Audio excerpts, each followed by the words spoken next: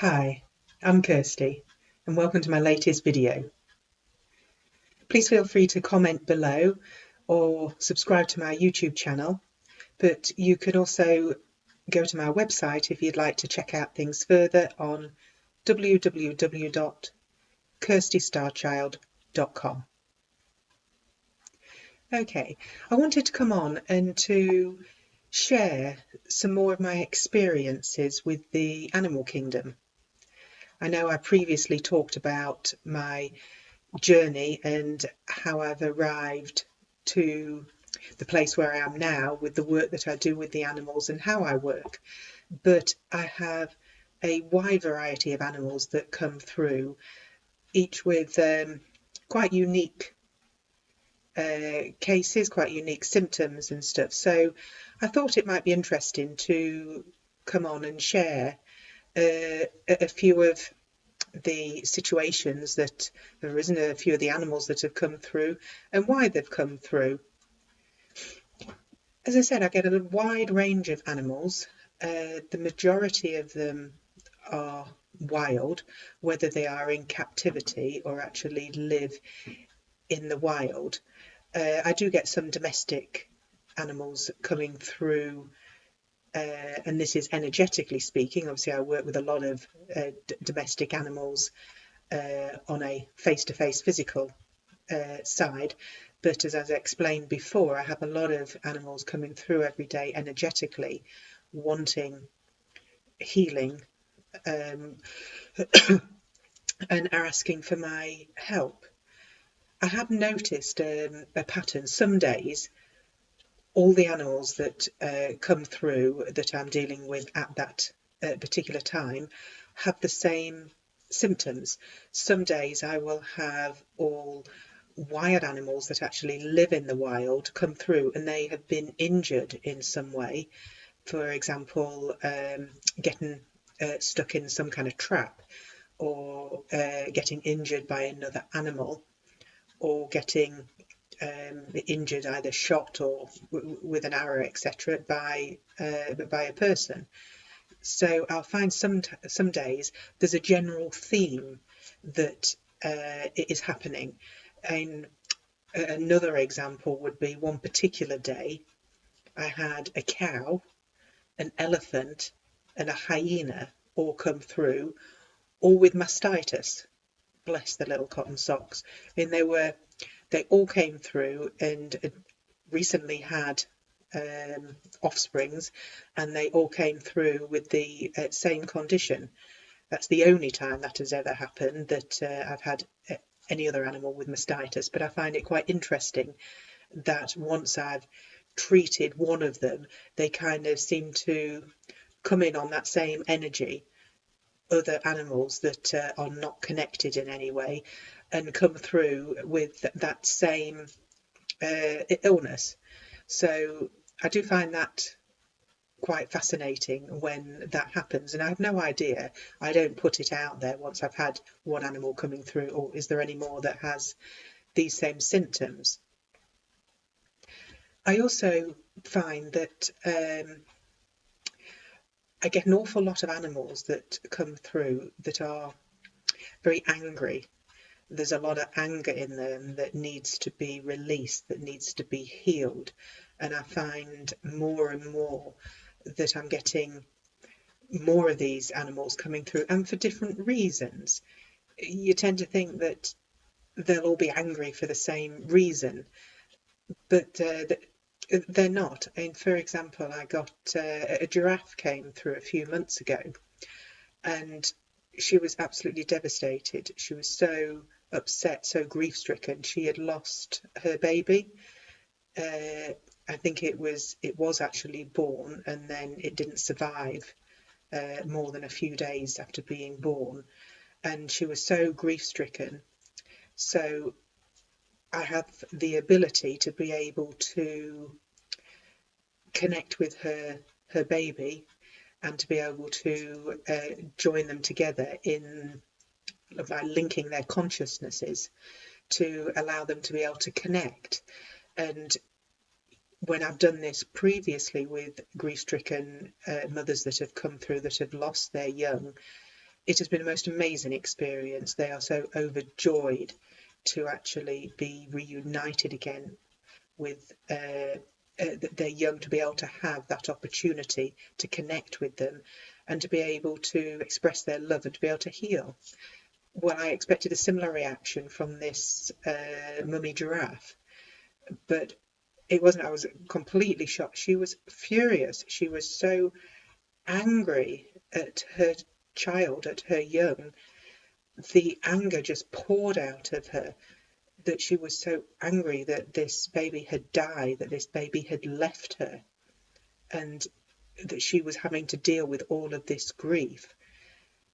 So it was amazing how much wisdom that little baby giraffe had, because she was able to talk to her mum and to explain to her how it was her time to leave. She was not meant to last past a few days, and it was an opportunity for her mum to be able to really connect with her heart, to be able to see past the grief, and to be able to still be able to express love.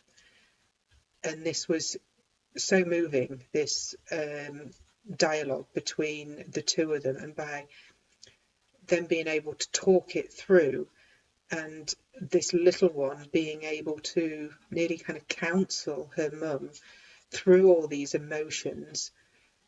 Her mum was so much better afterwards. Her heart was just kind of melting. I'm not saying she completely let go of her anger at that point, but it had really started the process. And it was extremely emotional for me, let alone the two of them. So I can't always anticipate the emotions that are going to come through, or the reaction of the animals. And I have to suspend all my judgment or preconceptions of what is going to happen, because I really just do not know. I've had a couple of animals that have come through that have been self-harming. They have been in captivity. In particular, I had a gorilla came through and a beluga whale, and both of them were so distressed and in so much trauma and upset of being in captivity. They just could not cope anymore, and they were taken to, as a way to be able to deal with it, to self-harm. And I mean, for the gorilla, for example, I couldn't even get near her to start with, and she was really traumatized because her she had had a baby boy and it had been taken away from her, and the boy again had died. And she just couldn't cope with living in captivity anymore. Just the pressure of it all was just too much for her. So she chose to react by self-harming. So again, I managed to connect her with her baby boy, and she was overjoyed to be reunited with him. And the fact that I showed her how to be able to link in with him whenever she needed that. And it was only after this, and being able to express all her grief and then her joy at being reunited again, that I was then able to heal her wounds from the self-harming. And she was a lot happier. She was a lot more able to be able to cope with the pressures of captivity. In only probably about a month ago, talking about the pressures of captivity, I had a tiger that came through that again was really struggling with the pressures of living in captivity. He had absolutely loved the lockdown. He had loved the lockdown because there'd been no visitors. He hadn't had to cope with all the pressure of all the visitors going round and round all the time, and people staring at him, sort of being under the microscope constantly. And he had absolutely loved the lockdown and when no visitors were allowed at all. He was quite comfortable with just the staff that look after him. but it was the constant crowds that had driven him to distraction. But unfortunately, after the lockdown had lifted and visitors were allowed back into the parks again, he discovered he could not cope. He could cope even less than what he was able to cope with before. It was like having that break, having that gap, had really highlighted how much he just hated being where he was. So I was able to help him by again showing him how he doesn't have to live in that captivity world or that captivity mentality, that I showed him how it was possible for him to take his consciousness elsewhere and to be able to experience that freedom, even if it's just inside his head.